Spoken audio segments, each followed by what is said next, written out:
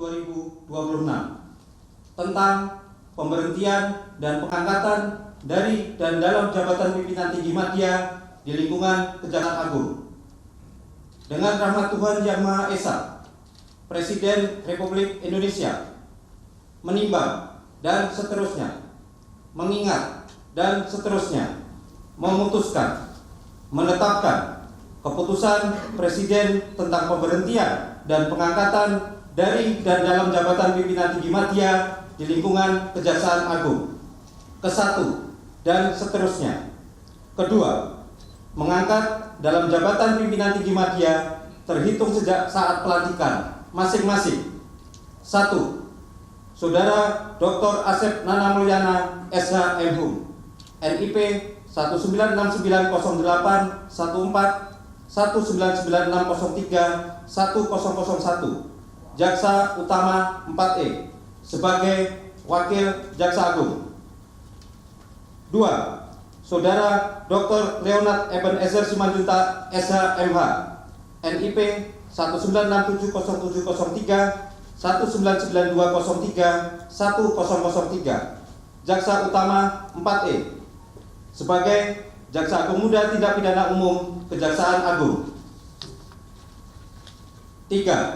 Saudara Dr. Kuntadi SH MH, NIP 197001004 1996003 1002, Jaksa Utama 4E sebagai Jaksa Agung Muda Tindak Pidana Khusus Kejaksaan Agung. 4. Saudara Dr. Harli Siregar SH MHum, NIP 1970004 12 1997003 1002, Jaksa Utama Madya 4D sebagai Kepala Badan Pendidikan dan Pelatihan Kejaksaan Agung. 5. Saudara Dr. Patrisius Rianjaya SH MH, NIP 1972031 1997003 1005, Jaksa Utama Madya 4D sebagai Kepala Badan Pemulihan Aset Kejaksaan Agung. Dan kepada masing-masing pejabat diberikan tunjangan jabatan struktural Eselon 1A sesuai peraturan perundang-undangan. Ketiga, keputusan Presiden ini mulai berlaku pada tanggal ditetapkan di Jakarta pada tanggal 20 Juli 2026. Presiden Republik Indonesia tertanda Prabowo Subianto. Keputusan Presiden Republik Indonesia nomor 69/TPA tahun 2026 tentang pengangkatan pejabat pimpinan tinggi media di lingkungan Kejaksaan Agung.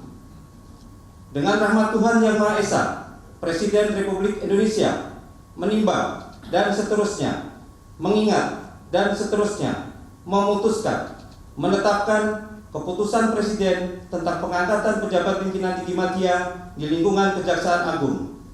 Kesatu, mengangkat Saudara Dr. Hermon De Cristo SH MH, NIP 1970111 1996003 1002, Jaksa Utama Madya 4D sebagai staf ahli bidang politik, keamanan, dan penegakan hukum Kejaksaan Agung terhitung sejak saat pelantikan dan kepadanya diberikan tunjangan jabatan struktural Eselon 1B sesuai peraturan perundang-undangan. Kedua, keputusan Presiden ini mulai berlaku pada tanggal ditetapkan di Jakarta pada tanggal 30 Juni 2026. Presiden Republik Indonesia tertanda Prabowo Subianto. Kata-kata pelantikan oleh Jaksa Agung Republik Indonesia.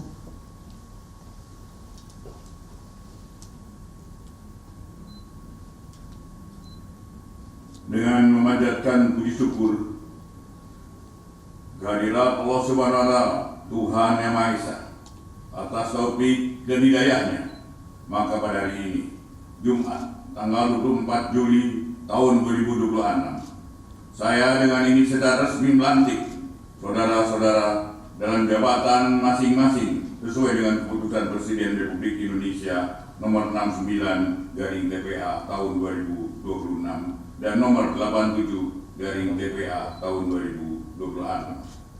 Saya percaya bahwa saudara-saudara akan melaksanakan tugas dengan sebaik-baiknya sesuai dengan tanggung jawab yang diberikan.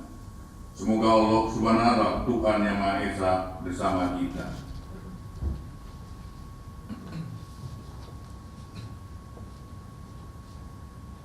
Persiapan pengambilan sumpah jabatan. Rohaniwan dipersilakan mengambil tempat.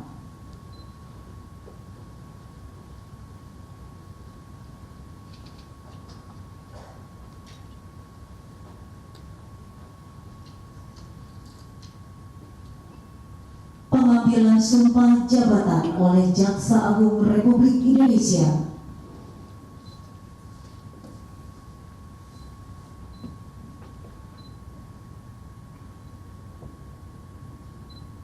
Bersediakah saudara-saudara untuk diambil sumpah menurut agama masing-masing? Sedia. Apa oleh demikian harap mengikuti dan mengulangi kata-kata saya. Bagi saudara-saudara yang beragama Islam, ikuti ucapan saya. Demi Allah, saya bersumpah. Demi Allah, saya bersumpah. Bagi saudara-saudara yang beragama Protestan, ikuti ucapan saya. Saya berjanji Saya berjanji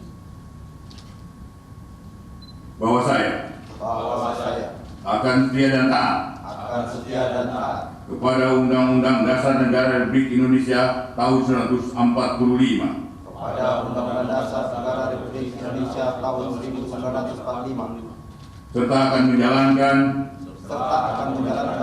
segala peraturan perundang-undangan dengan seluruh-seluruhnya demi dharma bakti saya kepada bangsa dan negara. Bahwa saya dalam menjalankan tugas jabatan akan menjunjung tinggi etika jabatan, bekerja dengan sebaik-baiknya dan dengan penuh rasa tanggung jawab. Bahwa saya akan menjaga integritas, tidak menyalahgunakan kewenangan, serta menghindarkan diri dari perbuatan tercela. Khusus yang beragama Protestan, ikuti ucapan saya. Kiranya Tuhan menolong saya. Rohaniwan dipersilakan kembali ke tempat.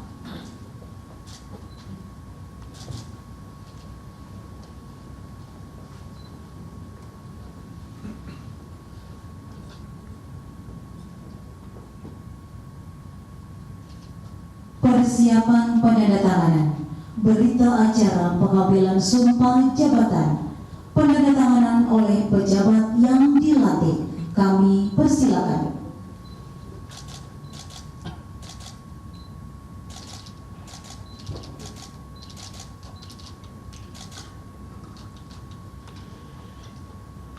Para saksi, Bapak Reda Mantovani,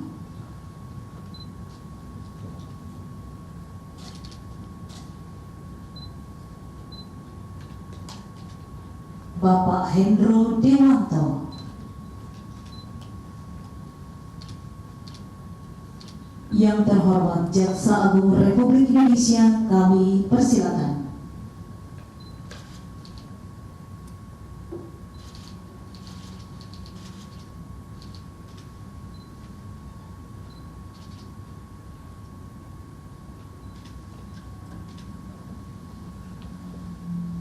Persiapan penyematan tanda jabatan.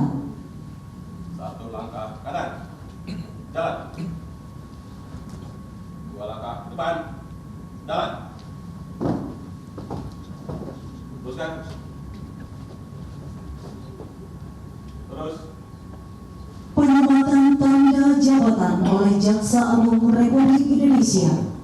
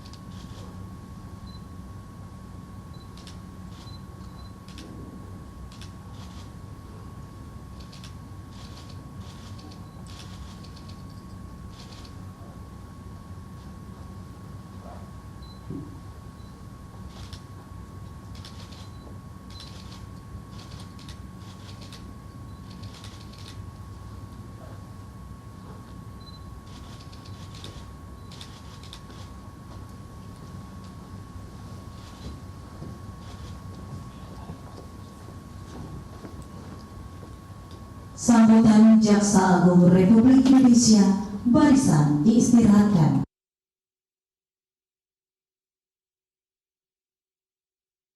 Jaksa Agung RI ST Burhanuddin menegaskan agar penegakan hukum senantiasa dilandasi keadilan dan hati nurani serta meminta seluruh jajaran untuk memperkuat komitmen, merapatkan barisan dan tidak mudah goyah dalam menghadapi berbagai ujian.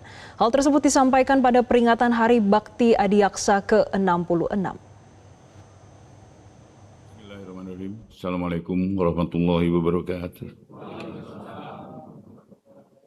Salam sejahtera buat kita semua, insyaallah. Om Swastiastu, nama budaya, salam kebajikan.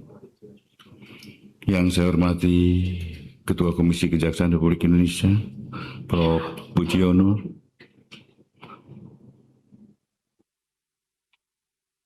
Pak Barita, izin para komisioner Komisi Kejaksaan, melaksanakan tugas Wakil Jaksa Agung, dan para Jaksa Agung muda, Kepala Badan, para staf ahli Jaksa Agung, Ketua Umum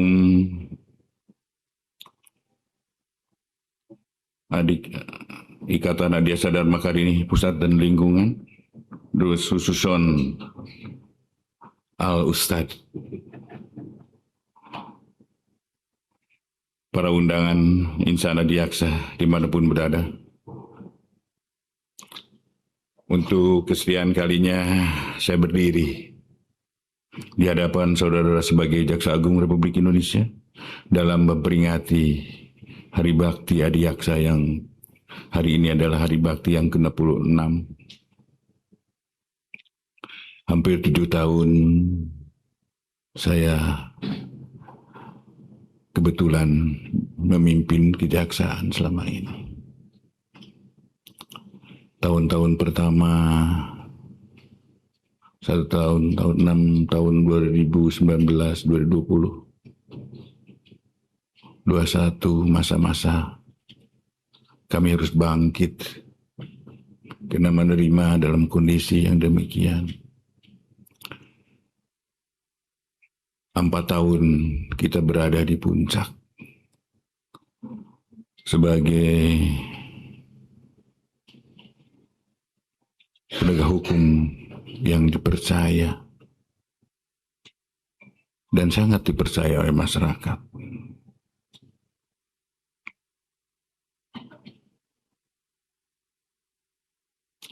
Tidak sedikit tantangan, tuntutan akan perubahan kita lakukan. Pembenahan organisasi, memperkuat integritas, meningkatkan profesionalitas, dan mengembalikan keberanian untuk menegakkan hukum berdasarkan kebenaran dan hati nurani. Dan alhamdulillah, asa berubah menjadi kerja melahirkan capaian-capaian, dan akhirnya kita dapat meraihnya sebagai penegak hukum yang paling dipercaya, yang tegas sekaligus humanis. Itulah capaian yang kita. Namun secara lembaga besar tidak hanya ditulis oleh suatu keberhasilan sejarah, tapi juga dengan ujian. Hari ini kita semua, saya mohon maaf pada teman-teman, kita adalah di titik nadir terendah.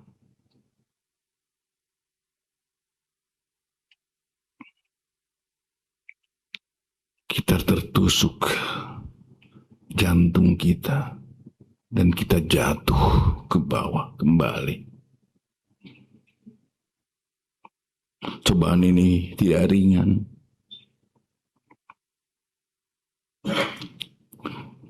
Ketika hati terasa tersayat, air mata tak tertahan, pandangan seakan gelap. Tangan telah berupaya menggapai, tetapi terasa belum sampai. Suara telah disampaikan, tetapi tidak akan terdengar. Kaki terus melangkah, meski merasa sangat rapuh. Kita tetap senyum, meneguhkan barisan, walau dalam sedang perjuangan menahan duka yang paling dalam. Ujian memang menyakitkan. Akan tetapi kejaksaan tidak boleh menjadi lembaga yang hanya kuat ketika dipuji dan goyah ketika diuji. Kebesaran institusi juga ditentukan oleh keberaniannya mengakui kekurangan, melakukan introspeksi, memperbaiki diri, dan bangkit dengan kehormatan yang sangat kokoh. Introspeksi bukan tanda kelemahan. Introspeksi adalah keberanian moral. Bebenah bukan berarti menghapuskan capaian. Berbenah adalah memastikan agar setiap capaian memiliki pondasi yang bersih dan dapat dipertanggungjawabkan. Insan Adiaksa yang saya cintai dimanapun berada. Pada titik ini kita kembali menjadi bahwa manusia memiliki batas. Manusia dimiliki oleh batas-batas. Kita wajib bekerja dan segenap kemampuan, tetapi tidak boleh menggantungkan seluruh harapan kepada manusia belaka. Islam mengajarkan, cukuplah Allah menjadi penolong kami, dan Allah adalah sebaik-baiknya pelindung. Surat Al-Imran ayat 173. Kristen mengingatkan Allah itu bagi kita tempat perlindungan dan kekuatan sebagai penolong dalam kesesakan sangat berbukti. Dan Mazmur pasal 46 ayat 2. Begitu juga dengan ajaran Hindu menuntun umat untuk teguh melaksanakan dharma tanpa terikat pada hasil. Bhagavad Gita bab 2 Saloka 47. Ajaran Buddha mengajarkan bahwa diri yang terlatih dan terkendali merupakan perlindungan yang utama. Dharma pada bait 160. Nilai-nilai yang tersurat berbagai ajaran tersebut bermuara pada suatu pesan: jangan kehilangan iman, jangan kehilangan harapan, dan jangan pernah berhenti berbuat benar. Pesan ini mengingatkan kita bahwa setiap ujian bukanlah akhir dari pengabdian, melainkan kesempatan untuk memperkuat keyakinan dan memperbaiki diri. Sebagaimana di dalam kutipan Prasala Tahzan, kesedihan tidak boleh menjadi tempat tinggal, melainkan hanya persinggahan yang mengingatkan bahwa di balik setiap kesulitan selalu ada terbuka jalan untuk bangkit. Amin. Kita harus meyakini bahwa Tuhan Yang Maha Esa masih menyayangi kita. Ujian bukan selalu pertanda bahwa Tuhan meninggalkan kita. Bisa jadi ujian adalah cara Tuhan menegur, membersihkan niat, mengajak kita kembali kepada-Nya. Karena itu, jangan biarkan setiap luka menjelma menjadi suatu keputusasaan. Selalu ada cahaya yang menurut arah harapan, yang menguatkan langkah, saat jalan yang terbuka menuju masa depan yang lebih baik.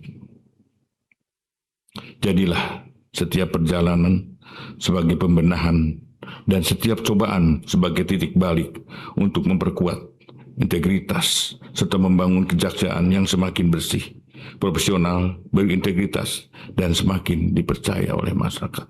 Walau gapean itu begitu beratnya, tapi harus kita lalui bersama. Segenap insan Adiaksa yang saya cintai dan saya banggakan, sekarang saatnya kita membangun semangat pemahaman yang baru. Kita tidak boleh berlarut dalam kesedihan. Tidak boleh menghabiskan tenaga hanya untuk menatapi apa yang terjadi. Tugas kita adalah mengambil pelajaran, memperbaiki kekurangan, lalu melangkah lebih tegak. Kejaksaan yang terus ada sepanjang negara Republik Indonesia ini ada. Pimpinan akan silih berganti, jabatan akan datang dan pergi. Kita hanya singgah untuk menjalankan amanah pada masanya. Akan tetapi kejaksaan harus tetap kokoh berdiri sebagai pelindung kepentingan umum, menjaga kewibawaan negara, dan pengawal keadilan bagi seluruh rakyat Indonesia. Kejaksaan bukan milik seorang jaksa agung. Kejaksaan bukan milik satu generasi. Kejaksaan adalah milik negara dan rakyat. Oleh sebab itu, warisan terbesar yang dapat kita tinggalkan bukanlah lamanya kita menjabat atau tingginya kedudukan yang pernah kita capai. Warisan terbesar adalah institusi yang lebih kuat, aparatur yang lebih berintegritas, serta kepercayaan publik yang semakin tinggi. Kita pernah menggapai ujian yang berat, kita akan melewati bukan dengan menutup diri, bukan dengan menyalahkan keadaan, dan bukan pula mencari kebenaran. Kita akan melewatinya dengan kerja nyata, keterbukaan, ketegasan, dan keberanian memperbaiki diri. Insan adiaksa dimanapun berada. Kepercayaan publik bukan hadiah yang berlaku selamanya. Kepercayaan dibangun bertahun-tahun, tetapi dapat berkurang dalam waktu yang singkat. Titik nadir itu telah datang pada kita. Karena itu, kepercayaan hanya dapat dijaga melalui konsistensi antar ucapan dan tindakan. Masyarakat tidak cukup diyakinkan dengan narasi. Masyarakat terus melihat bukti bahwa hukum bekerja secara adil dan bahwa kejaksaan hadir untuk kepentingan bangsa ini.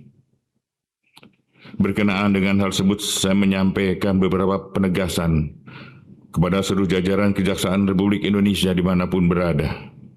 Yang pertama, terhadap 3 perkara yang menarik perhatian publik dan telah dilimpahkan oleh Kepolisian Negara Republik Indonesia, saya perintahkan agar penanganannya dilakukan secara profesional, objektif, transparan, dan bebas dari kepentingan apapun di luar hukum. Teliti setiap berkas perkara, uji setiap alat bukti, penuhi hak para pihak, sampaikan perkembangan penanganannya perkara secara proporsional dan bertanggung jawab. Jangan tergesa-gesa hanya untuk memenuhi desakan, tetapi jangan pula berlindung di balik prosedur penundaan kepastian hukum. Dan saya mengharap banyak kepada tim 9 yang ada di bawah Pak PLT. Buktikan pada masyarakat bahwa kita bekerja profesional. Teruslah berkarya, teruslah berbakti, tegakkan hukum dengan nurani, jaga negeri dengan integritas. Insya Allah, badai pasti berlalu. Jayalah adiaksaku, jayalah Kejaksaan Republik Indonesia, jayalah Indonesia. Sekian, terima kasih. Assalamualaikum warahmatullahi. Presiden Prabowo Subianto mengangkat sejumlah pejabat baru di lingkungan Kejaksaan Agung melalui Keputusan Presiden Nomor 87 Tahun 2026. Penggantian pejabat ini mencapai level strategis, mulai dari Wakil Jaksa Agung, Jampitsus, hingga Kepala Badan Diklat dan Badan Pemulihan Aset. Presiden Prabowo Subianto menerbitkan surat keputusan presiden yang mengatur penunjukan 5 pejabat baru di lingkungan Kejaksaan Agung. Menteri Sekretaris Negara Prasetyo Hadi menyampaikan Prabowo menekan Kepres tersebut pada Selasa 21 Juli 2026. 5 posisi jabatan tersebut adalah Wakil Jaksa Agung, Jaksa Agung Muda Bidang Tindak Pidana Khusus atau Jampitsus, Jaksa Agung Muda Tindak Pidana Umum atau Jampidum, Kepala Badan Pendidikan dan Pelatihan, serta Kepala Badan Pemulihan Aset Kejaksaan Agung. Jabatan Wakil Jaksa Agung diisi oleh Asep Nana Mulyana. Ia merupakan lulusan Fakultas Hukum Universitas Mataram pada 1994. Karirnya di lingkungan Kejagung dimulai sebagai staf Pusdiklat Kejaksaan RI pada 1996 dan Kejaksaan Negeri Semarang pada 1998. Selama hampir 30 tahun mengabdi, karirnya terus meningkat. Lewat Kepres nomor 62 tahun 2024, Asep resmi ditunjuk sebagai Jampidum menggantikan almarhum Fadil Zumhana yang wafat pada Mei 2024. Posisi Jampidum yang ditinggalkan Asep Nana Mulyana selanjutnya diisi oleh Leonard Ebenezer Simanjuntak. Leonard yang merupakan lulusan Fakultas Hukum Universitas Trisakti itu sebelumnya menjabat Kepala Badan Pendidikan dan Pelatihan Kejaksaan Agung. Ia juga pernah menjadi Kepala Pusat Penerangan Hukum atau Kapus Penkum Kejagung pada tahun 2020 hingga 2022. Sementara itu, posisi Jaksa Agung Muda Tindak Pidana Khusus atau Jampitsus kini dipegang oleh Kuntadi. Lulusan Fakultas Hukum Universitas Jenderal Sudirman itu sebelumnya menjabat sebagai Kepala Badan Pemulihan Aset Kejaksaan Agung. Ia juga pernah menjabat posisi Jampitsus pada tahun 2022 yang memimpin sejumlah perkara besar, seperti penyidikan kasus ekspor crude palm oil atau CPO dan penyidikan kasus proyek pembangunan BTS 4G Kemenkominfo. Presiden juga menunjuk Harley Siregar sebagai Kepala Badan Pendidikan dan Pelatihan Kejaksaan Agung. Lulusan Fakultas Hukum Universitas Sumatera Utara itu merupakan mantan Kepala Pusat Penerakan Hukum Kejaksaan Agung pada tahun 2024. Ia menggantikan Leonard Simanjuntak yang bergeser menjadi Jampidum. Adapun posisi Kepala Badan Pemulihan Aset kini dipercayakan kepada Patris Yusrian Jaya. Sebelum menduduki jabatan tersebut, Patris menjabat sebagai Kepala Kejaksaan Tinggi Daerah Khusus Jakarta. Jaksa asal Sumatera Selatan ini memiliki pengalaman di bidang tindak pidana khusus, intelijen, dan pernah memimpin sejumlah kejaksaan tinggi di daerah. Pergantian pejabat tinggi ini menjadi bagian dari penyegaran organisasi Kejaksaan Agung di tengah penanganan sejumlah perkara besar yang menjadi perhatian publik. Tim Liputan Metro TV. Pemirsa, mantan Jaksa Agung Muda Tindak Pidana Khusus Jampitsus Febri Adriansyah kembali dipanggil Kejaksaan Agung pada hari ini setelah sempat absen pada Rabu lalu. Penyidik Kejagung akan memeriksa Febri sebagai saksi kasus tindak pidana pencucian uang atau TPPU. Dan langsung saja kita bergabung bersama jurnalis Metro TV Ifdal Amal yang akan melaporkan langsung dari Kejaksaan Agung di Jakarta.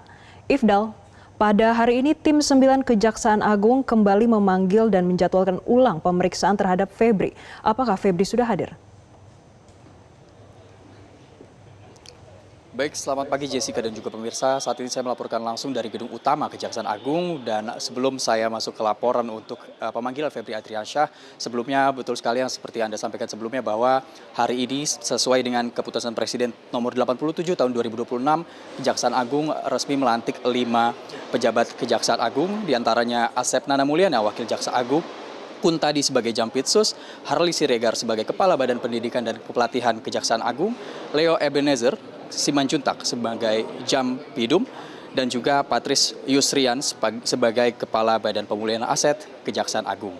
Dan yang menjadi sorotan adalah nama Kuntadi yang menjadi Jaksa Agung Muda Bidang Pidana Khusus menggantikan Febri Adriansyah yang sebelumnya telah ditetapkan oleh Kortas Tipikor Polri sebagai tersangka dalam kasus dugaan korupsi dan tindak pidana pencucian uang dalam 3 kasus mega korupsi melibatkan perusahaan plat merah.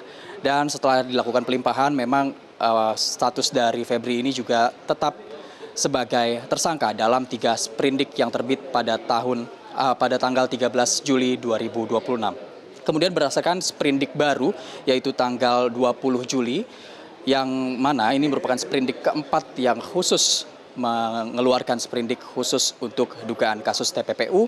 Ini memang menerbitkan 4 saksi, yaitu termasuk dari Febri Adriansyah, NH, TS, dan juga Don Rito. Yang mana Febri dan juga Don Rito sebelumnya di dalam sprindik yang lama merupakan tersangka, namun dari sprindik yang baru ini mengeluarkan tambahan dari kasus baru khusus TPPU, mereka berempat sebagai saksi. Dan untuk pemanggilan hari ini, sebelumnya memang ini merupakan lanjutan dari pemanggilan sebelumnya yang dijadwalkan pada Rabu tanggal 22 Juli 2026, yang mana dari keempat saksi Febri Adriansyah dan juga NH berhalangan hadir. Diketahui bahwa berdasarkan siaran pers dari Kapus Penkum Kejaksaan Agung, Febri tidak hadir karena alasan sakit, alasan kesehatan, dan juga sementara itu NH tidak hadir tanpa keterangan yang lebih jelas. Dan memang dari berdasarkan sprindik ini, Jessica dan juga pemirsa, selain memeriksa keempat saksi, juga pemeriksaan dilakukan oleh tim 9 Kejaksaan Agung dengan supervisi dari KPK, LPSK, tim Komisi Kejaksaan, dan juga Kortas Tipikor Polri. Dan memang kita masih menunggu lebih lanjut terkait kedatangan dari Febri Adriansyah dan juga saksi NH yang kemarin Rabu tanggal 20 Juli 2026 berhalangan hadir, Jessica. Untuk itu kami akan mengupdate informasi terkini terkait pemanggilan dan juga pemeriksaan dari kasus yang berdasarkan sprindik terbaru akan membahas terkait tindak pidana pencucian uang. Jessica. Ya, Ifdal, tepatnya jam berapa nanti Febri akan diperiksa dan apakah nantinya kuasa hukum pengganti Hotman Paris, Mas Agus Farisi, juga akan datang?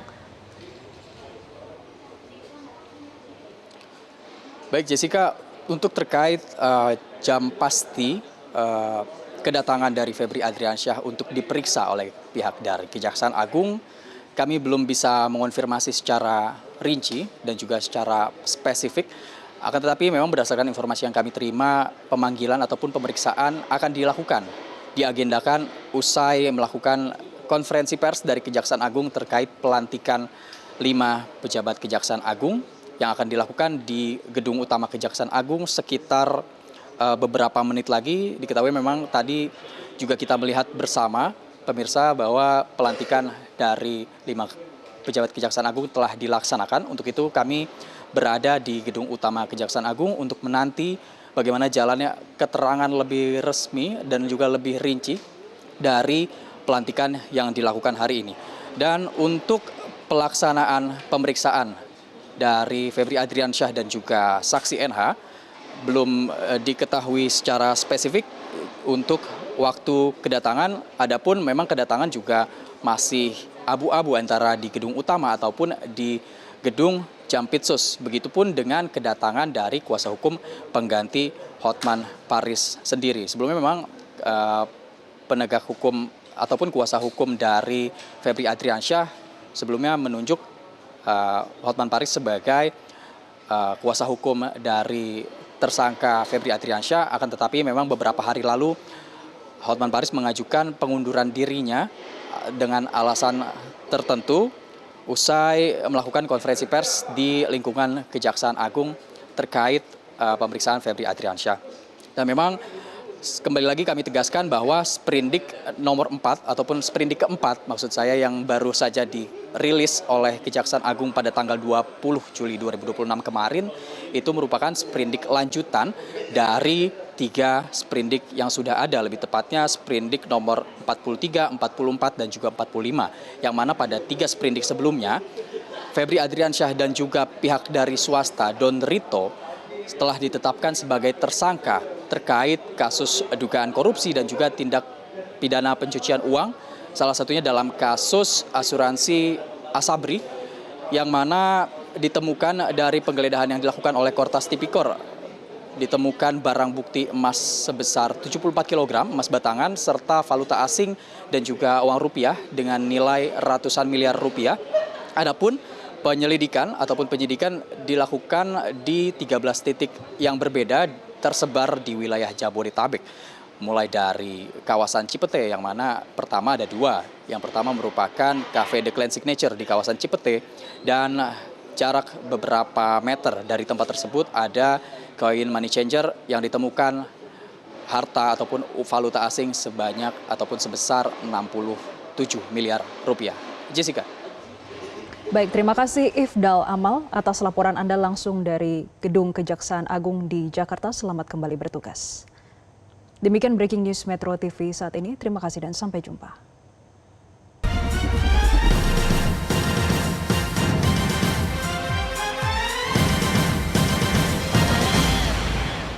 Jelajahi cara baru mendapatkan informasi. Download Metro TV Extend sekarang.